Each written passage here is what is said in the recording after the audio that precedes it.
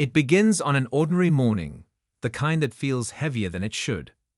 For Janya, every day starts with weight. The weight of overdue rent. The silence of a teenage son who's drifting away. The exhaustion of holding up a crumbling world with hands that never get to rest. She's a single mother, a survivor. A woman weathered by more storms than most could count.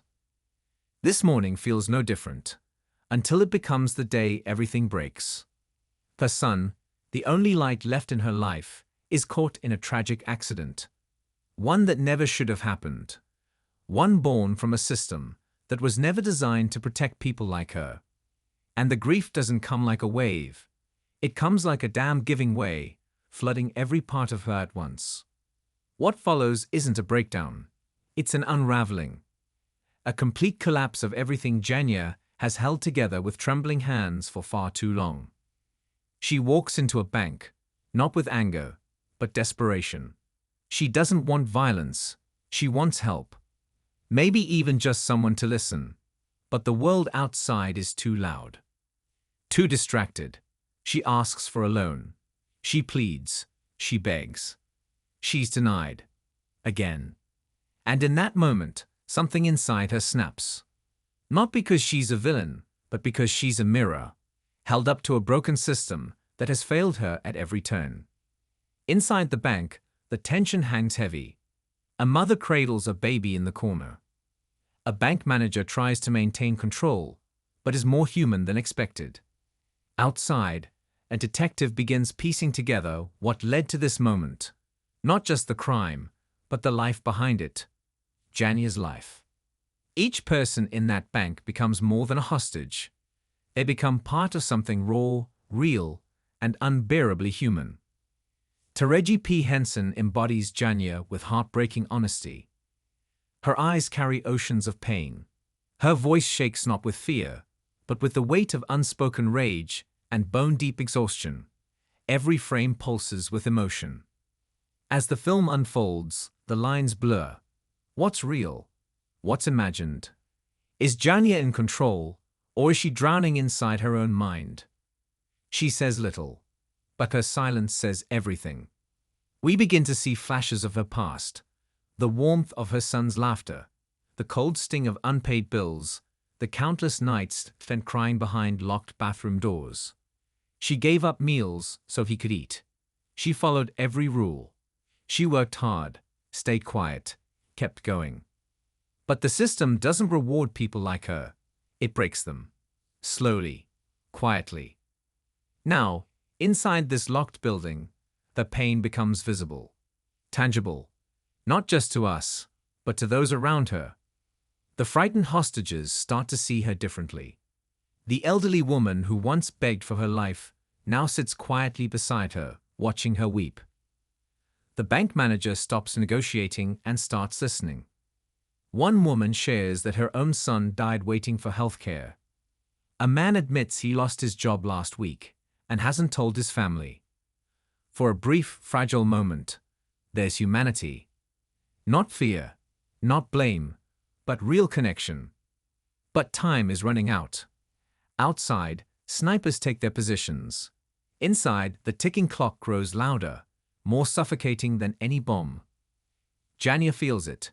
She knows this won't end well. But she also knows this. It has to end on her terms. So she does the one thing no one expects. She puts the gun down. Not in defeat, in clarity.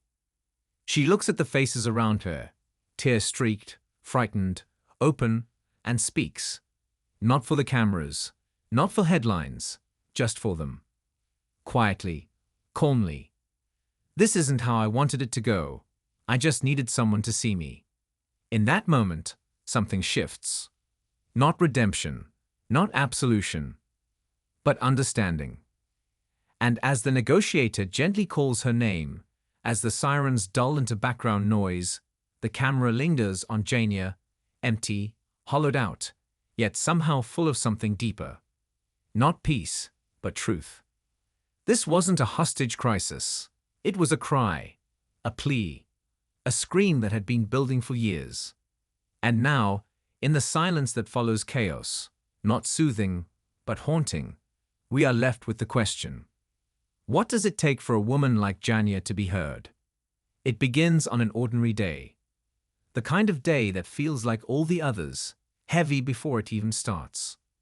Jania wakes up already carrying the weight. The rent is overdue.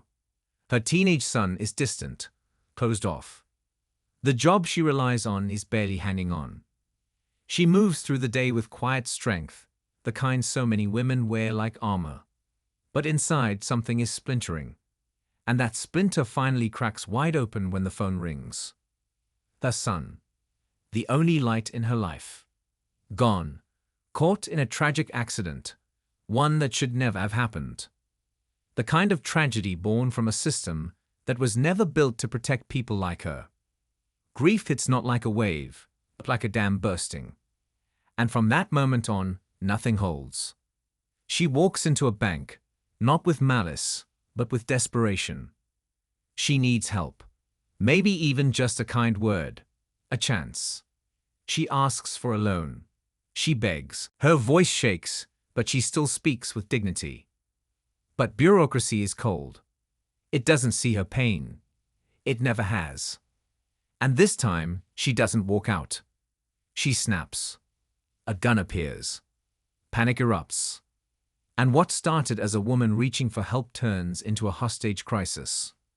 But this isn't a bank heist. This isn't a revenge story. This isn't a typical thriller. This is a slow-burning, emotionally charged psychological spiral. This is about being invisible. About screaming into a world that refuses to listen. About what happens when strength runs out. Jania isn't the villain. She's the mirror, held up to a broken system. Inside the bank, tension hangs like fog. There's a mother holding her baby. A bank manager who's more human than expected. And outside, a detective trying to piece together not just the events unfolding, but Jania's life, thread by broken thread. Every character brings something real, something raw. And Taraji P. Henson, as Jania, delivers something unforgettable. Her eyes speak volumes, oceans of grief, rage, and exhaustion. Her voice doesn't tremble from fear, but from everything she's had to suppress just to survive. As the film unfolds, we begin to question: what's real? What's memory?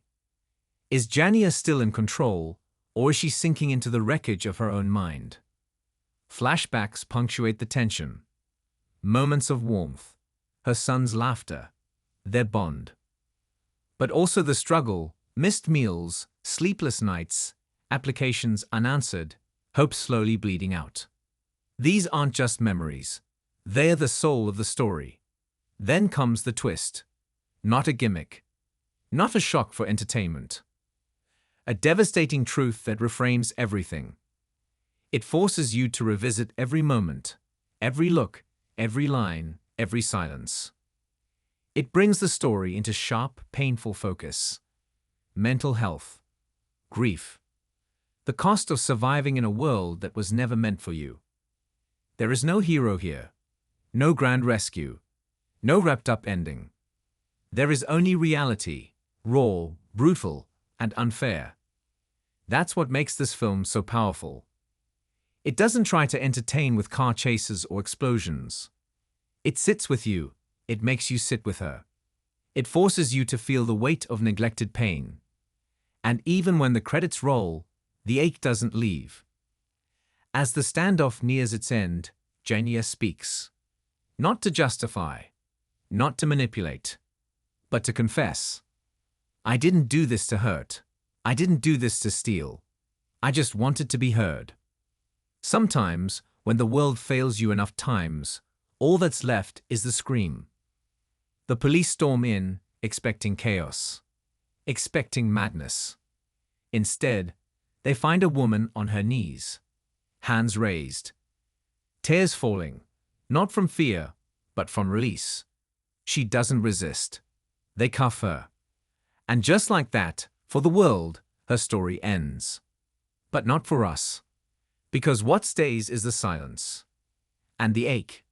In the courtroom, she's treated like every other defendant. Another case. another file. The prosecution paints her as unstable, a danger. But her public defender tells the truth, not to excuse, but to explain. Some call her a criminal. Some call her a tragedy. What she wanted wasn't forgiveness, wasn't even hope. What she found, just for a moment, was peace. She made the world stop and look. And sometimes, that's the only justice someone like her will ever get. This film doesn't offer comfort. It offers truth. It doesn't wrap up with healing. It doesn't give you answers. It holds your face up to the pain and doesn't let you look away. It shows you a woman who could be anyone. Your neighbor, your coworker, someone you pass on the bus. A woman pushed past the limits of silence. A woman who made the world listen, if only for one terrible, unforgettable day. Then, a phone call changes everything. Her son, the one bright, grounding force in her life, is caught in a tragic accident. One that should never have happened. One caused, not by fate, but by the quiet, devastating failures of a system that was never built to protect people like her. Jania isn't portrayed as a villain. She's a reflection. A mirror held up to a society that continuously fails the most vulnerable. Inside the bank, tensions rise. Among the hostages are a frightened mother with a child, a bank manager who initially seems cold but becomes more complex, and outside, a detective working to understand the unfolding chaos, not just logistically, but emotionally. As the story unfolds, the film moves between the present-day crisis and flashbacks of Jania's life. These aren't just backstory, they are the story. Moments with her son, small joys, heavy sacrifices, nights she cried alone, mornings she skipped meals so her child could eat, job applications that went nowhere, bills piling up, all of it building quietly and painfully toward this day. What makes this film different is its refusal to simplify. The direction is unfiltered, sometimes rough, occasionally too dramatic, but it feels honest. Because life for people like Jania isn't clean or structured or polished. It's chaotic, emotional, and messy. There's a twist, a devastating revelation that forces the audience to reevaluate everything. But it's not added for shock value. It's a reflection of how grief, trauma, and mental health can distort perception and push someone to the edge. You start to question what's real and what might be imagined. Is Jania fully in control, or is she drowning inside her own mind?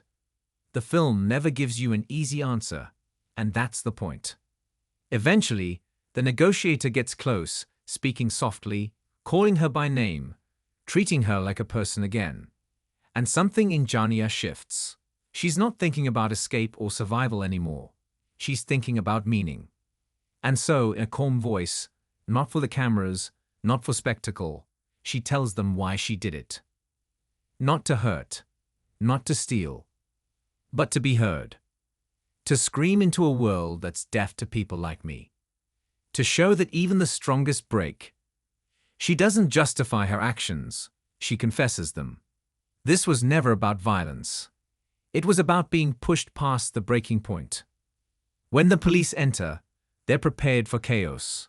Instead, they find a woman on her knees, hands raised, crying, not out of fear, but from the release of carrying too much for too long. She's arrested. She doesn't resist. For the world, her story ends there. But for the viewer, it doesn't. Because what stays with you isn't the gun or the standoff. It's the ache. In the courtroom scenes that follow, Jania is processed like any other defendant. The prosecution paints her as unstable, dangerous, a threat. Her public defender, however, tells the full story, not to excuse her, but to explain her. Some call her a criminal. Some call her a victim. The film doesn't tell you who's right. Maybe both are, maybe neither. In the final moments, we see her alone in prison. Quiet, still. A letter arrives. It's from the bank manager, the hostage. She writes that she started volunteering at a women's shelter. That her eyes are open now. That she'll never forget Jania.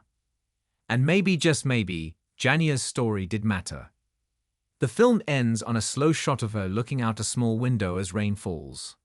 There's no smile, no tearful resolution, just stillness. And in her expression, we see something rare. Peace. Not hope, not forgiveness, just peace. She made the world look at her. And sometimes, for people like Jania, that's the only justice they ever get. This film doesn't offer closure. It doesn't promise healing. It doesn't tidy up the mess. Instead, it confronts you with truth. It shows you a woman who could be anyone, your coworker, your neighbor, a stranger on the train. Her eyes hold oceans of pain. Her voice cracks with exhaustion and rage, not from weakness, but from carrying too much for too long. Even after the final frame fades to black, you're not thinking about pacing or cinematography. You're still sitting with the discomfort. Because this story doesn't let you look away. And that's what makes it unforgettable.